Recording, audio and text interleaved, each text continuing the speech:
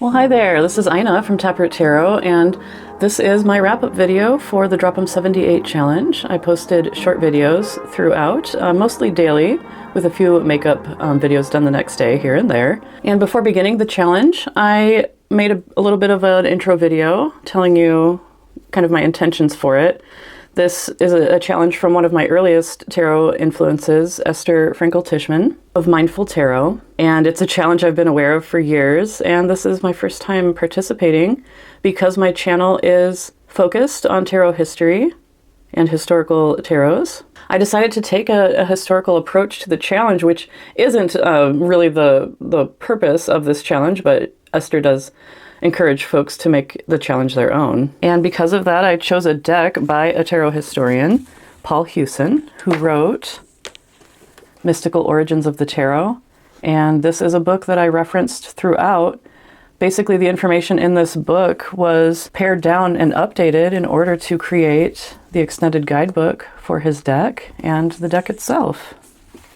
In my original intro video, I noted that I might not have time to reference the larger book every day and that I might just stick to the guidebook, and that was a lie. I read Hewson's book every single day. It is a book that I've read years ago, so this was a reread of it for me, and it was so great to kind of delve back into those details for each and every card in the deck.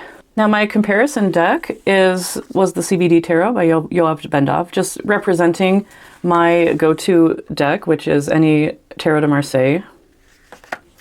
And so, as an additional reference, I was looking at Yoav Bendov's Little White Book. His open reading approach to tarot doesn't distill down to a Little White Book very well, especially since he does stick to actually doing meanings for individual cards, although he was more of a visual reader, looking for patterns and things like that, rather than assigning meanings to individual pips, at least.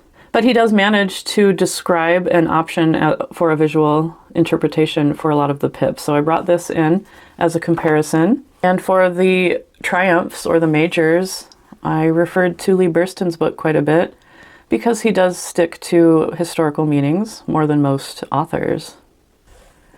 Hewson's approach was to start with the earliest written records for tarot reading, which was the beginning of esotericism in tarot.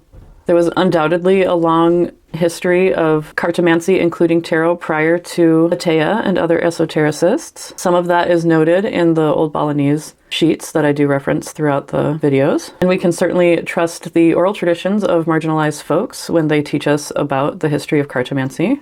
And Atea himself credits cartomancers whom he learned from before formalizing the practice of teaching tarot and putting his methods into writing.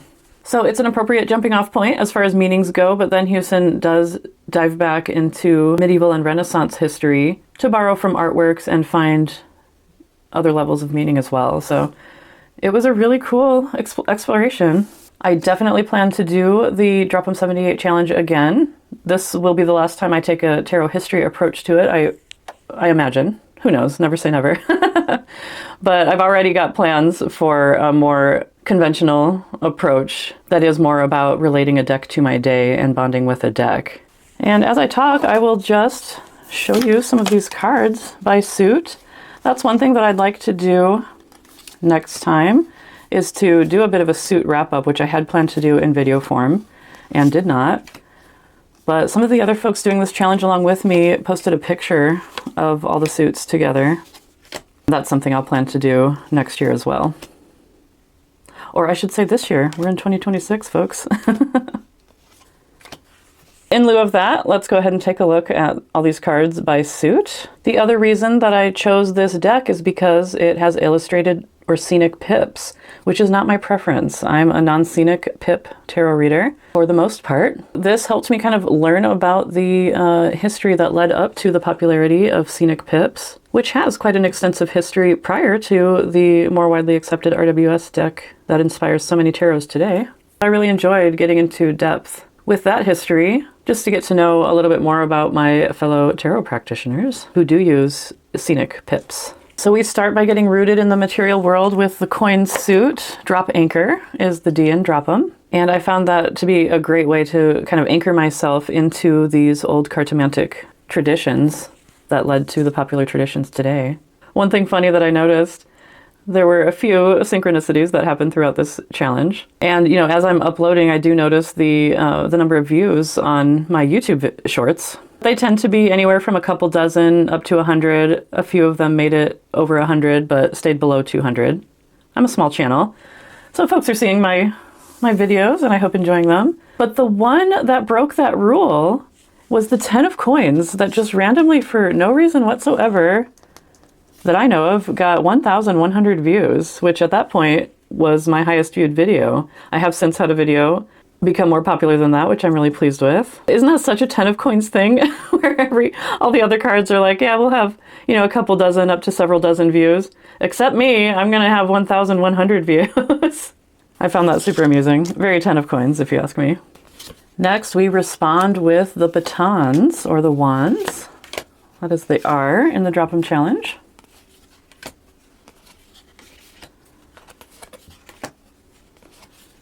A lot of the pip imagery comes from medieval house books, which I talk about throughout the challenge.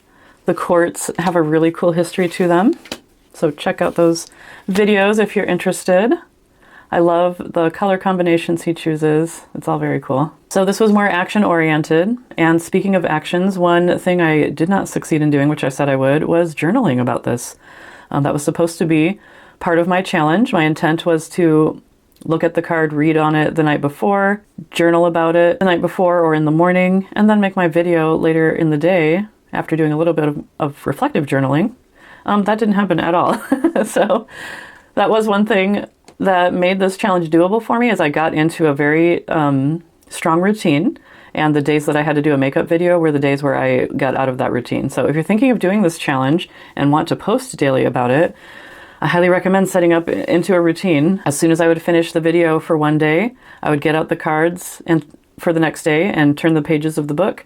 And while I was waiting for videos to upload and things like that, I would go through all the reading for the following day. So then the next day I could kind of put some thought into how that card related to my day, get home from work, and this part's very important, before I sit down to dinner, make the dang video, because otherwise it's probably not happening.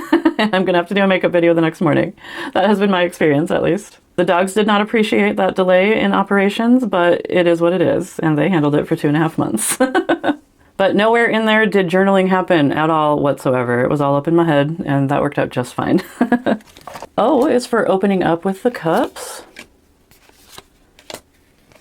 And that's something I didn't do as much for this challenge. One of my intentions had been to go through Esther's Mindful Tarot book again, which I haven't read since 2020. And that didn't happen. I did refer to quite a few other books, but not that book. So for next year, that is my intention, to go through that book again. Maybe not a cover-to-cover reading, but reorient myself with that book, but not during the challenge. That's a lesson that I learned. I need to do that before the challenge happens, and then incorporate many of her Mindful Tarot practices into the Drop 'em 78 challenge. Next time I do this, it'll be much less about gathering facts and histories, and much more about deepening my relationship with the deck that I have in mind, which will be a pip deck, by the way. But regardless, it was lovely to dive into the vibe of each individual suit, including the cups, for a couple of weeks, and just kind of marinate in that. Even though, again, this was much less of a emotional and spiritual practice for me this time around, and much more of a deep dive into the history. P is for piercing through with the swords. And this was rough for a lot of us. The swords are challenging, even if you take a more intellectual approach to them. They just are. That's their vibe and their energy, I guess. And it was so lovely to be doing this challenge with multiple other people. Ellen and Megan, who were posting right along with me short videos each day, as well as a bunch of folks who were doing more like wrap-up videos, and others who were posting in the Facebook group, which I visited at least every few days to kind of get caught up on other people's posts. So it really felt like a group communal effort, and that was a lovely thing to be a part of. One way that I did pierce through for this challenge, you could say, was to bring in even more historical sources. I wasn't satisfied with the books that I already mentioned. Sometimes Houston would mention something and I would just need more details, so I did some internet searching just so I could offer a little bit more. You know, I feel like satisfying my own curiosity benefits others because then I can pass that along. But then I brought in a couple other books, one of those being The Secret Language of the Renaissance. I get this one out pretty frequently. It informs a lot of the art history study aspect of tarot for me. One or two, at least, of the images that you may have seen pop up in my short videos were from this book. I also frequently referenced for this challenge, and just in general, Cesare Ripa's Iconologia, which is an early Renaissance manuscript.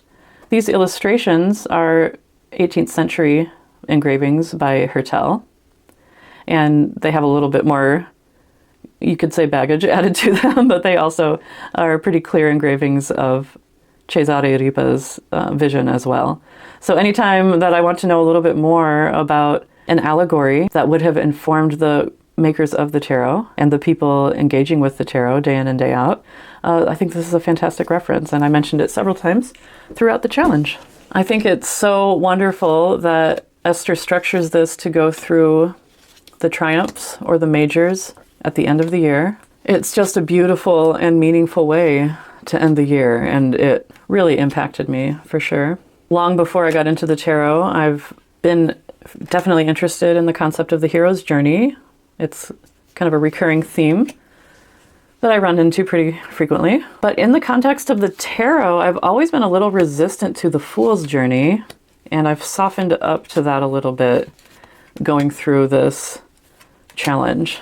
Because the triumphs traditionally are progressional and do go through the stages not only of the triumphal parades inspired by Petrarch, but also the medieval mystery plays. Exploring that and going through that journey with Houston's ideas, as well as Lee Burston's and some of my own, I could really feel that sense of traveling and arriving at a pretty delightful conclusion. Paul Houston really surprised me with his take on the World card in the most satisfying way, and it was just a lovely end to this journey that we've been on. So this video and all the other videos for this challenge will be on my YouTube playlist if you wish to check those out.